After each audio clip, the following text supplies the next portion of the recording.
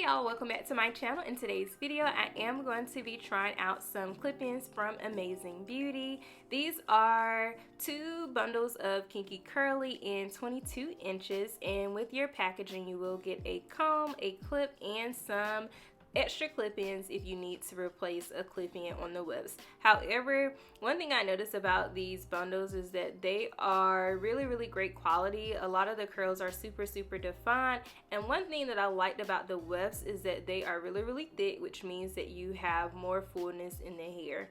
And here's what that looks like. However, before we get started, of course we got to wash these clip-ins, okay? So typically I like to shampoo and condition my clip-ins, and that is what I am doing here, making sure that I actually agitate the hair to remove any debris or anything that could have been in the hair.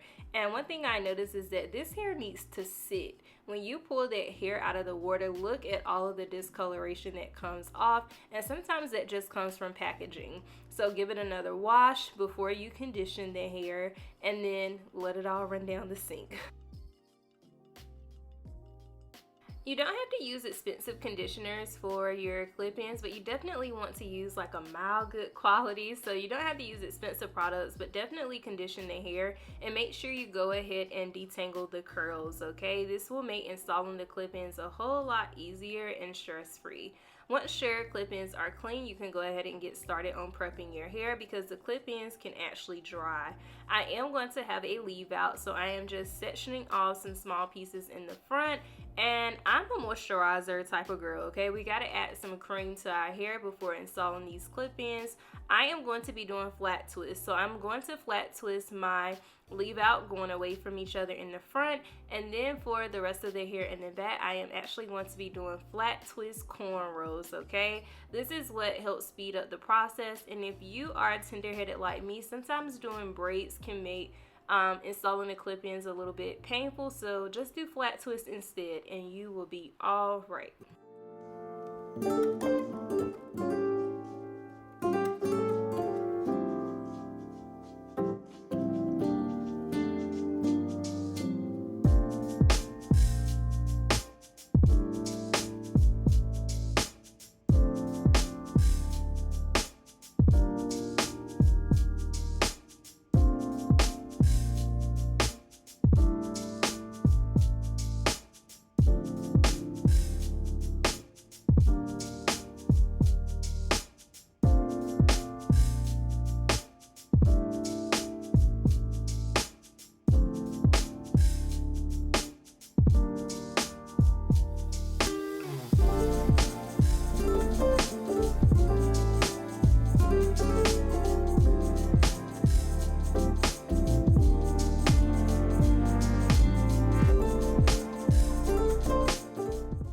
You do want your hair to be completely dry before installing the clip-in, so I am just crisscrossing my flat twist in the back with some clips, and I am going to sit up under the dryer, and then I am going to let it air dry the rest of the way through.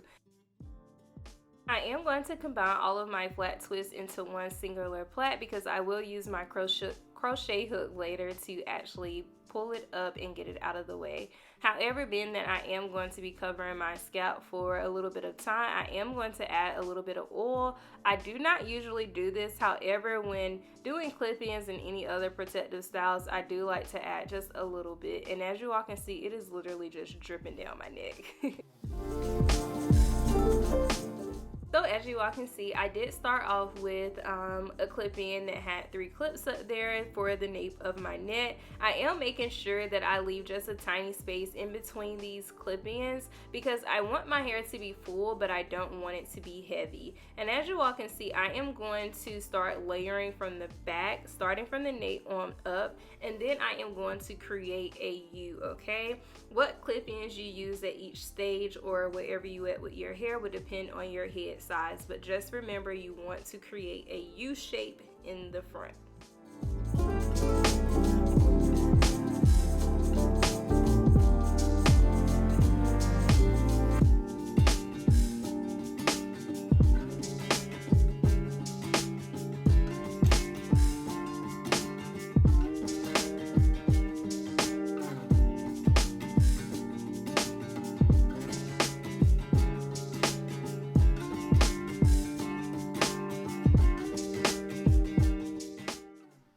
once you get to the center, we are just going to place our 1-clip clip-ins. If you have to cut some, that is fine. We're just going to put those right on top. And we're kind of going to angle them because I am going for somewhat of a flip over look. Here's what my hair looks like with all of the clip-ins that I will be using. I did have a few left over, so I would say I probably used like 1 1/2 bundles. I am going to use some water and my mousse d'oeuvre to actually get these curls back defined and to detangle the hair. You all will see me trimming some of this hair at the ends, and that is just to make sure that the hair is even all over and that it looks realistic, okay? So typically when I purchase clip-ins, I do get the clip-ins a little bit longer than what I desire so that I can trim the hair to what I am going for, and I want this to look natural as possible. I don't want it to look like I have clip-ins in.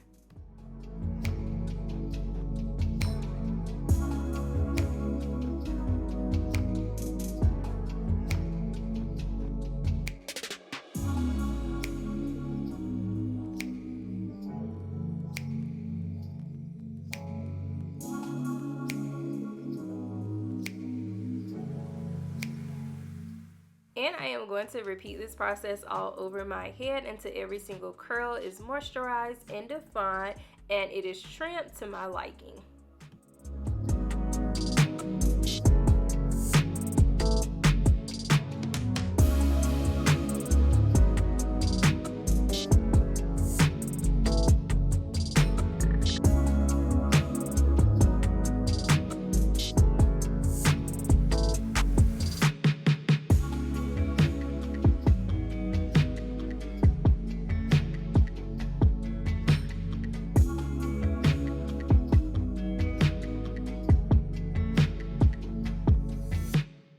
Now you can go ahead and remove your flat twist in the front and we can get to blending. I'm actually going to use some of the mousse to also help define these curls and to help blend it with the hair. You will have to do a little bit of maneuvering or manipulating to your edges just to make it look as natural as possible and to make sure that it is blended so that no one knows that we have clip-ins in.